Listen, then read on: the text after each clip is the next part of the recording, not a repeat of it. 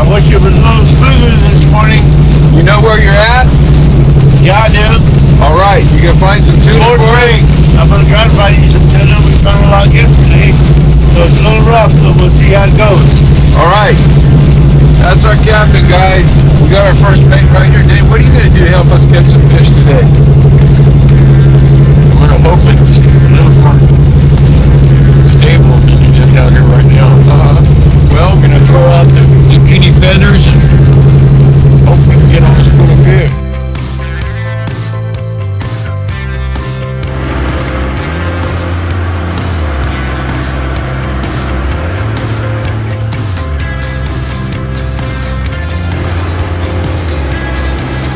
I gave God a promise once about 25 years ago that I'd never get on the goddamn ocean again. And I've reneged on that promise about 3 times now.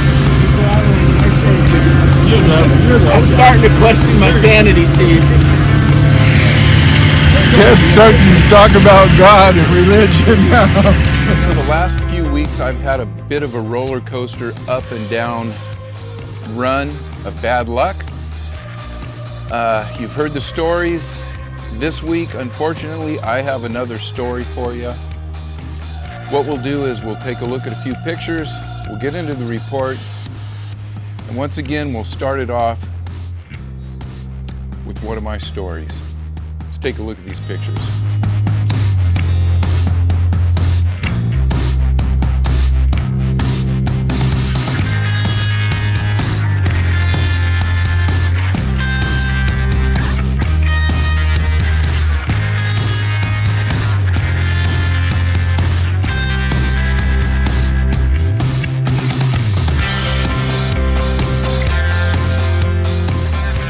Welcome everybody to this week's report. This is obviously in deep on the Delta, and this is the September 18th report.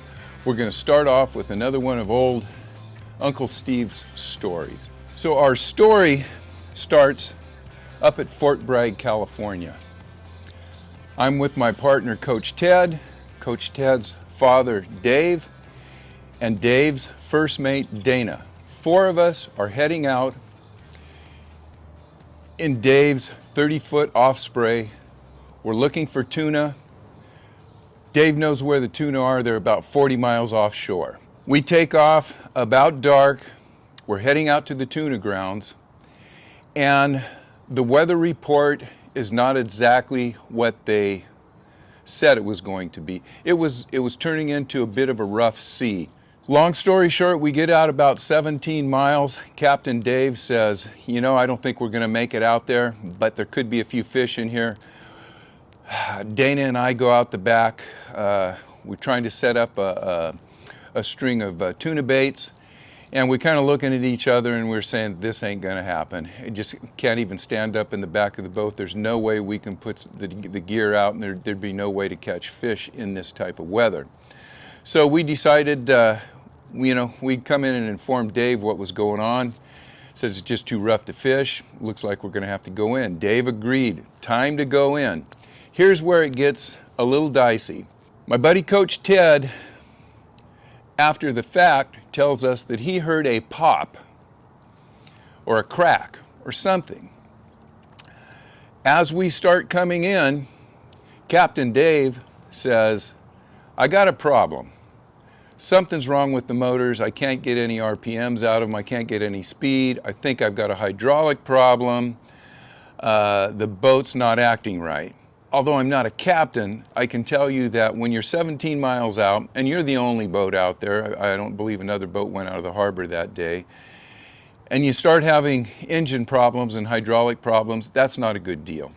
But Dave's been on the ocean his whole life, and I don't know if I mentioned this, he's 84 years old, still takes his own boat out by himself at times, 40, 50 miles out in the ocean, and does his thing. And I think that's where I'd like to be when I'm 84, and that's the way you should be. Problem is, when you're 84 and you've been on the ocean all your life, you are the captain and you make the decisions. We'll leave it at that. As Dana and I come into the cabin, we we don't know what's going on yet. Dave asked if we can go back out and pull the hatch and look underneath the bilge, see what's going down underneath. Dana and I head to the back of the boat. We get the bilge pulled up, and again, I'm not a captain, I'm not an engineer, but as I looked down there, I knew there was something there that shouldn't have been there. And this was a foot of water in the bottom of the boat, and the water was rising.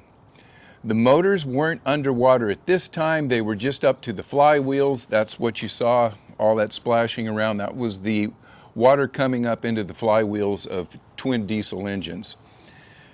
Nothing we could do at that time, but we knew that both bilge pumps were on, and I don't know what they were. They're probably a minimum of 500 gallons per hour.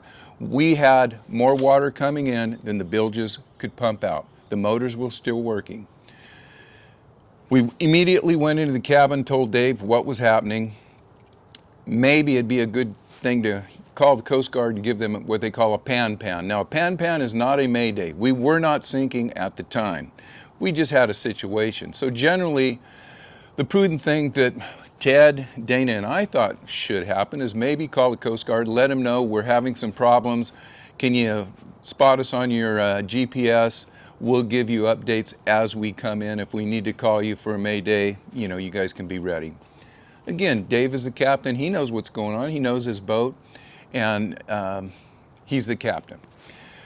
Well, we pretty much all knew that if those motors go out and they are starting to flood, we were going to sink. So we were depending on the motors to stay running. Again, 2 diesel engines. We had 2 chances. We adjusted our load. There was a crack in the transom. That's where the leak was, and water was coming in through the transom. We didn't know how bad it was. We couldn't see it. We couldn't get under there to see, make any fixes or anything of that nature.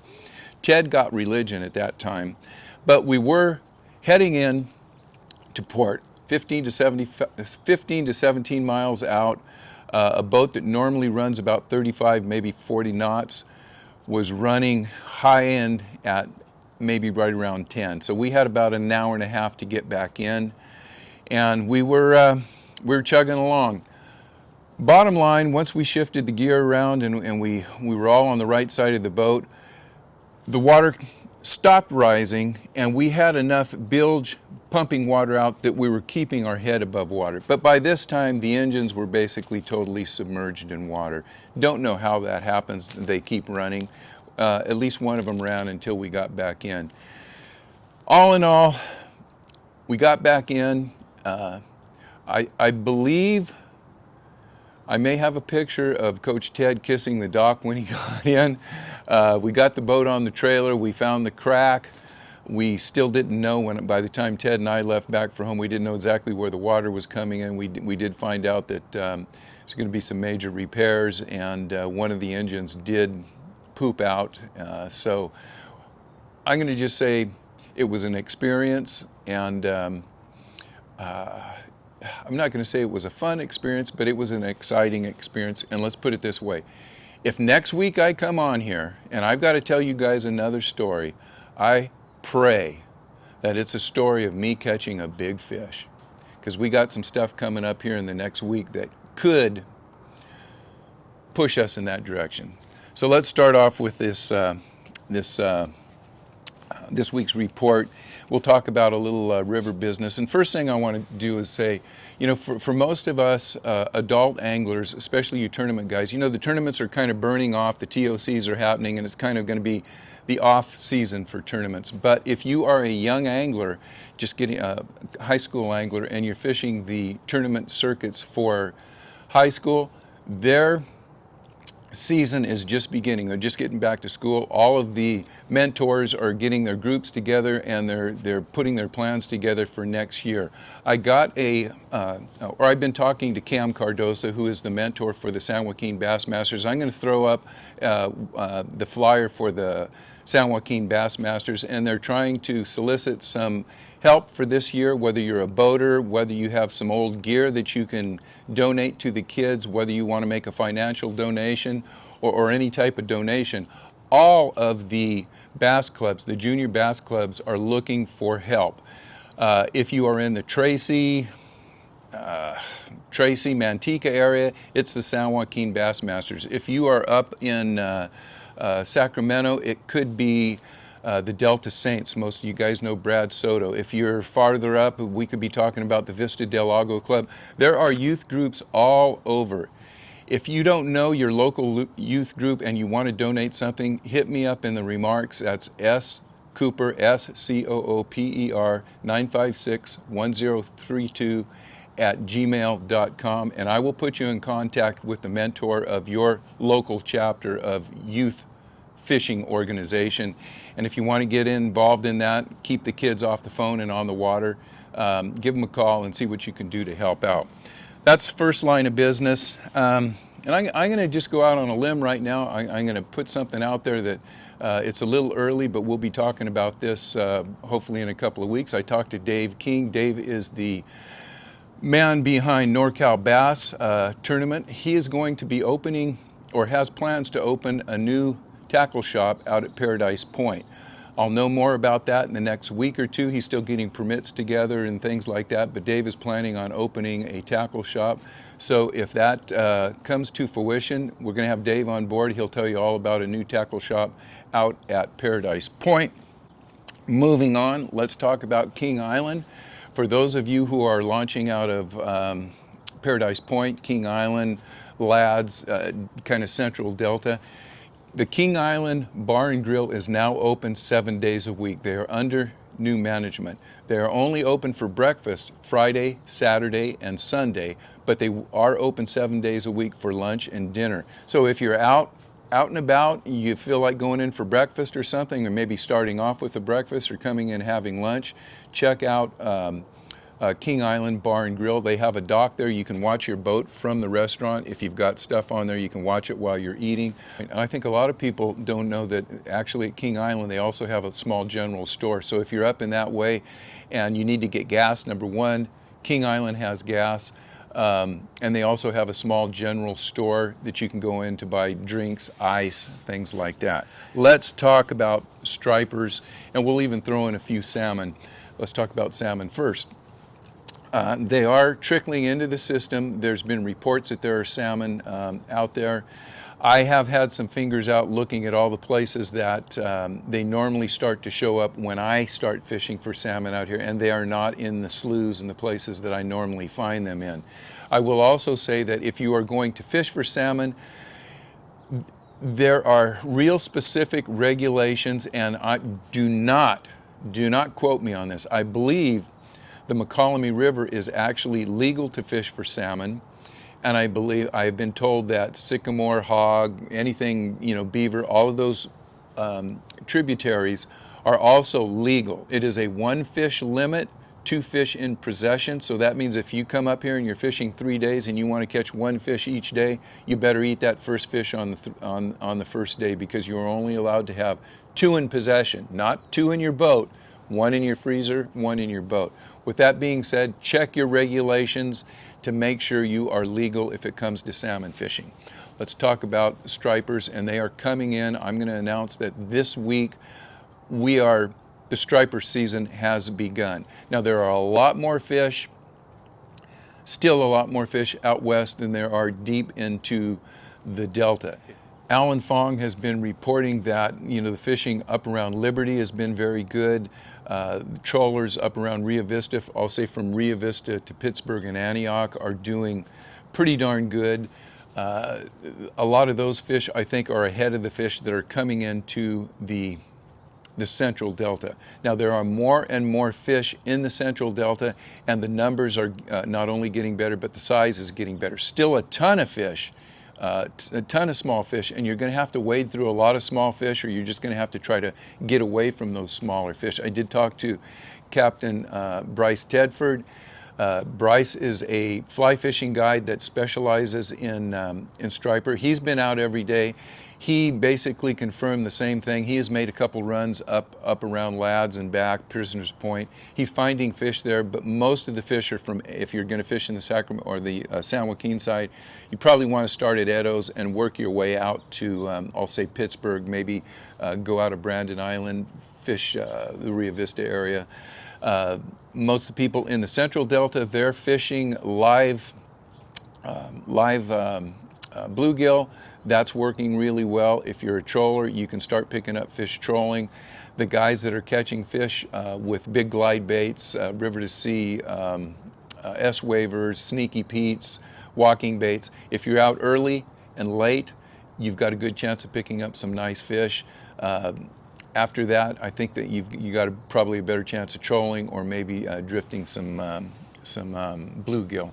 So it's on, and we're just waiting for those fish to, really come in. We've got some weather coming in supposedly here Friday or Saturday, whatever it is, and that may really trigger a big push for those fish to come in. But all in all, everybody is talking about, instead of catching 1 or 2 fish, maybe they're catching 3 or 4 fish, or maybe, if you get into them, you're picking up a limit. So striper fishing is picking up, and it's time to go out there. If you love to striper fish, get out there and do it.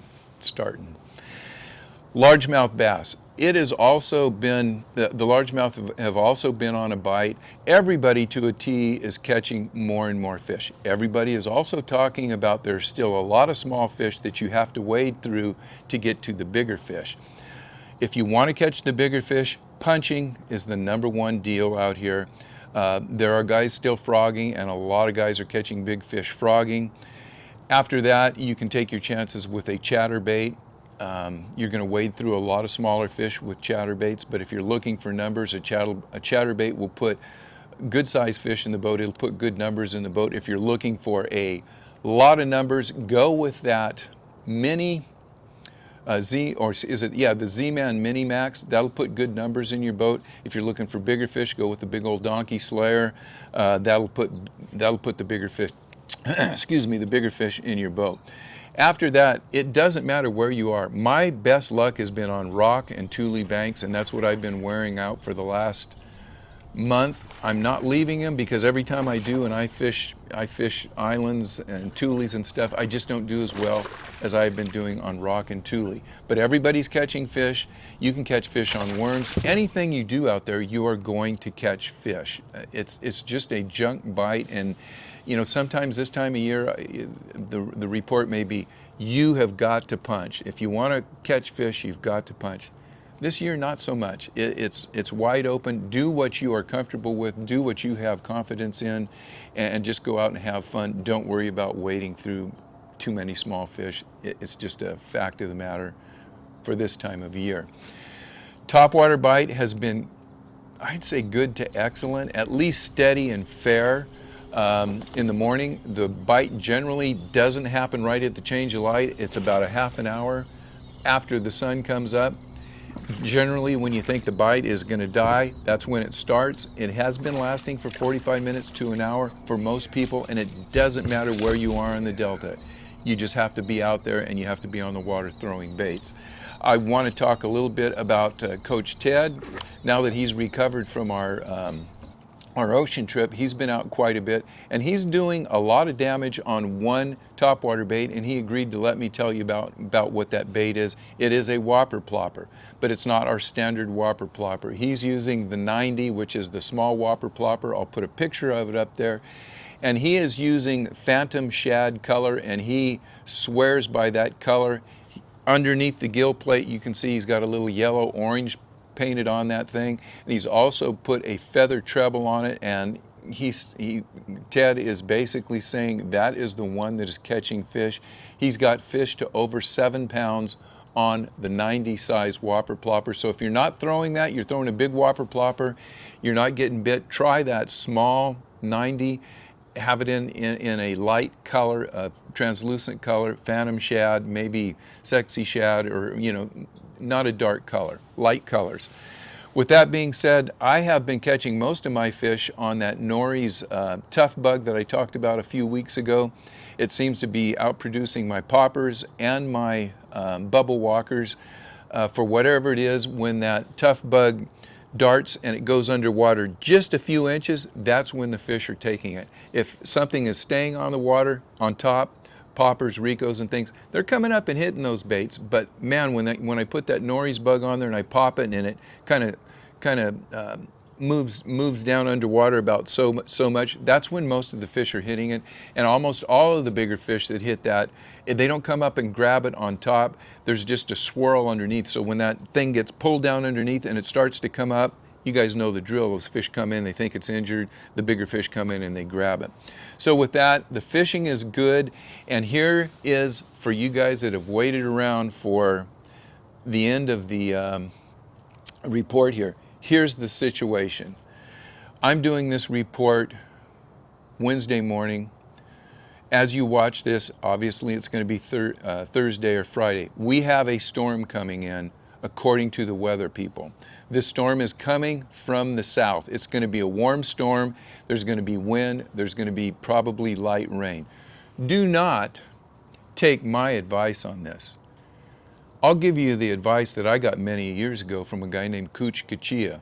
Cooch always told me, when you get a storm coming in from the south, and it's a warm storm, and it's bringing a little bit of rain and some wind, you better be on the water. That's been years ago, and I've always followed that advice, and I think I've passed that advice on to many of you before. If you get a chance to go out, and as I said, I am filming this Wednesday morning, I guarantee you, if you watch this Thursday or Friday, I will be on the water. You don't have to be doing anything special. The deal is, with these types of situations, a warm front coming in, the important thing is just to show up at the dock and get out on the water, whether you are on Frank's Track, Mildred Island, White Slough, Middle River. I don't care where you are. There is a possibility that this storm could bring an amazing bite window. It's not guaranteed, but I guarantee you I'm going to spend as much time Thursday, Friday, and Saturday on the water as I possibly can. There will be no, for me, going out just before dark and staying till 10. I want to be out there the whole time if I can make it. Put as many hours as I can on that water, because I'm looking for maybe 1 or 2 bite windows that this place just goes crazy. And when it goes crazy, a lot of times, it's not just the small fish. The big fish get stupid too. So with that, let's see what happens. If you're out there and you hit this window and you get some incredible action, make sure you hit me up, send me a picture. We'll talk about it next week, and I hope I have an exciting story that doesn't involve me meeting a bear or thinking I'm going to sink in a boat out in the middle of the ocean. Thank you guys for watching. We'll see you on the river. Good luck and be safe.